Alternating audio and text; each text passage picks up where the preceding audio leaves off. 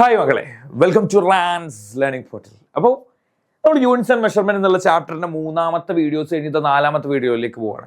ആദ്യത്തെ വീഡിയോ ഡയമെൻഷനെ കുറിച്ച് കൃത്യമായിട്ട് നമ്മൾ പറഞ്ഞു. രണ്ടാമത്തെ വീഡിയോസിൽ നമ്മൾ എങ്ങനെ ഡയമെൻഷൻ ഇപ്പോൾ എന്താ പറയുക, ഗ്രാവിറ്റേഷണൽ കോൺസ്റ്റന്റ്, പ്ലാങ്ക്സ് കോൺസ്റ്റന്റ് പോലെ ഡയമെൻഷൻ എങ്ങനെ നമുക്ക് കാണാം എന്നുള്ളത് നമ്മൾ വൃത്തിക്ക് പറഞ്ഞു.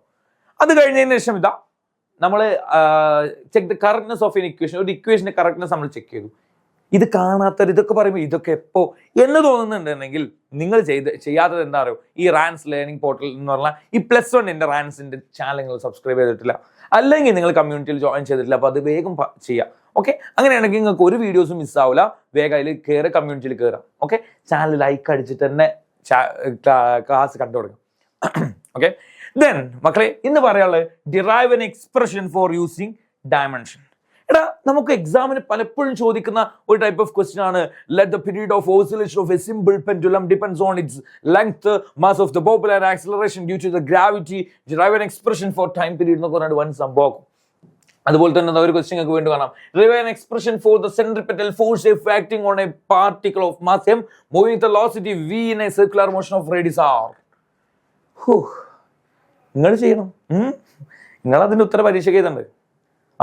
കാര്യമായിട്ട് അപ്പം ഇവിടെ നോക്ക്, വൃത്തിക്ക് പഠിക്കാം. എന്താണ് ചെയ്യേണ്ടത് നോക്കണം.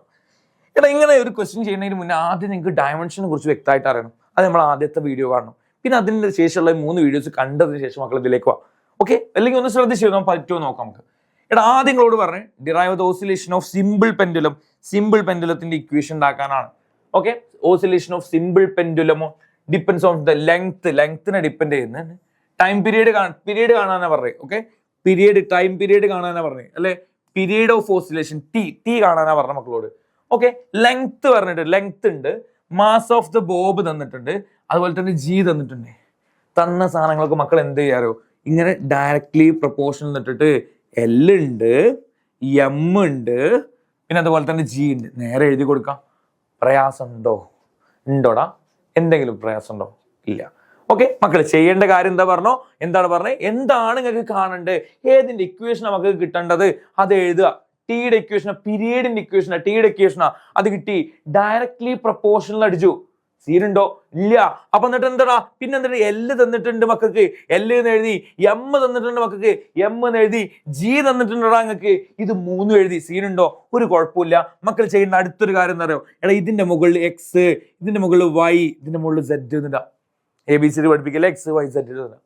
ഓക്കെ, X ഇടുക, Y ഇടുക, Z ഇടുക. മക്കൾ ചെയ്ത് ശ്രദ്ധിച്ചോട്ടോ. നിങ്ങൾ ആദ്യം ചെയ്യേണ്ടത് ഇനി ഇതിനൊരു ഇക്വേഷൻ ആക്കാന്നുള്ളതാണ്. സാർ ഇത് ഇക്വേഷൻ അല്ലടാ, ഇത് ഇക്വേഷൻ ആണോ? ഡയറക്ട്ലി പ്രൊപ്പോർഷണൽ അല്ലേ? ഇക്വേഷൻ ആക്കണം എന്നുണ്ടെങ്കിൽ നിങ്ങൾ ചെയ്യേണ്ടത് അന്ന് ഈക്വൽ ടു ഇടുക. ഓക്കെ, ഈക്വൽ ടു ഇടുമ്പോൾ ഒരു കോൺസ്റ്റന്റ് ഉണ്ടാവും, K എന്ന് പറഞ്ഞ ഒരു കോൺസ്റ്റന്റ് വെറുതെ കൊടുക്കുക, ഒരു ആവശ്യമില്ല, വെറുതെ കൊടുക്കുക. എന്നിട്ട് L-ന്റെ മുകളിൽ X, M-ന്റെ മുകളിൽ Y, Gയുടെ മുകളിൽ Z കൊടുത്തോ. പ്രശ്നമുണ്ടോ? ഇല്ല. നോക്കടാ, T എന്ന് പറഞ്ഞാൽ ടൈം ആണ്. അതിന്റെ ഡയമെൻഷൻ കാണുക, ടിയുടെ ഡയമെൻഷൻ കാണുക. അപ്പൊ നമുക്ക് എന്തിന്റെ ഒക്കെ ഡയമെൻഷൻ കിട്ടും? L-ന്റെ ഡയമെൻഷൻ കാണണം, പിന്നെ M-ന്റെ ഡയമെൻഷൻ കാണണം, Y-ന്റെ, Gയുടെ ഡയമെൻഷൻ കാണണം. ഓക്കെ, കാരണം ഒരു ഇക്വേഷൻ ആകുമ്പോൾ ഈ ഭാഗത്തുള്ള ഡയമെൻഷനും ഈ ഭാഗത്തുള്ള ഡയമെൻഷനും ഈക്വൽ ആണെന്ന് നമ്മൾ എവിടെ പഠിച്ചത്? നമ്മുടെ 3ാമത്തെ വീഡിയോയിൽ.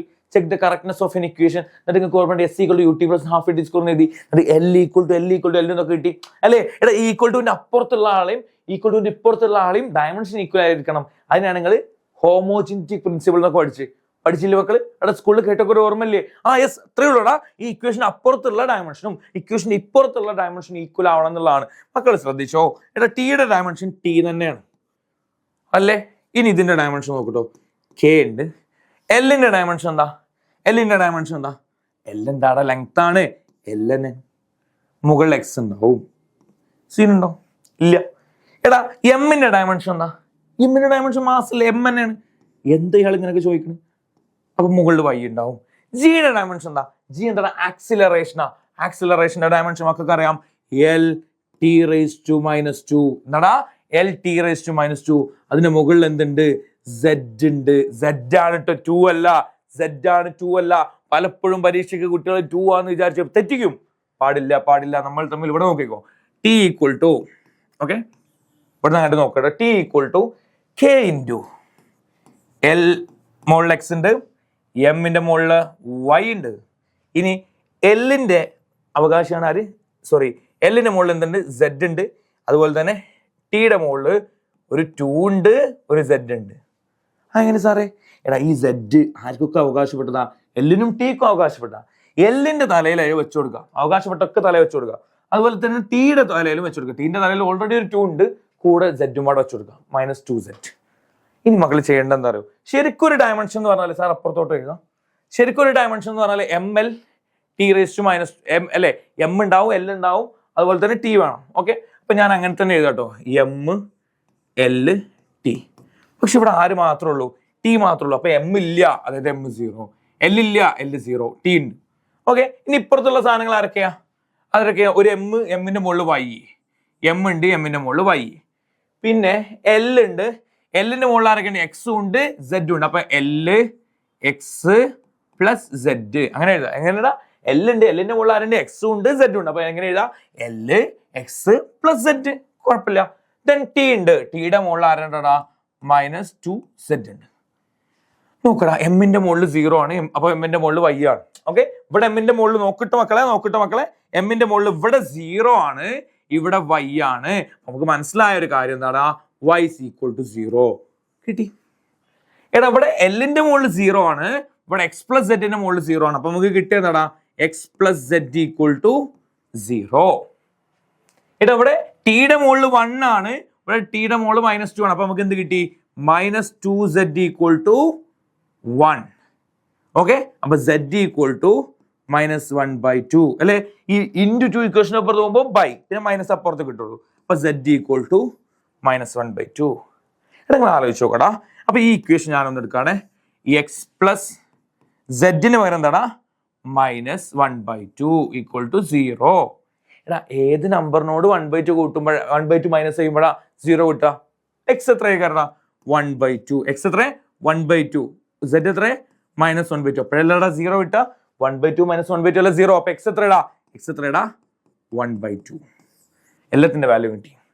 ഓക്കെ, എക്സിന്റെ വാല്യൂ കിട്ടി, വൈയുടെ വാല്യൂ കിട്ടി, സെഡിന്റെ വാല്യൂ കിട്ടി. നിങ്ങൾ എന്താ ചെയ്യേണ്ടാരോ? അത് നേരെ ഇക്വേഷനിൽ കൊടുക്കുക. ഓക്കെ, ഇക്വേഷനിൽ നേരെ T= ഓക്കെ, എമ്മിന്റെ മുകളിൽ കെ ഉണ്ട്, ഞാൻ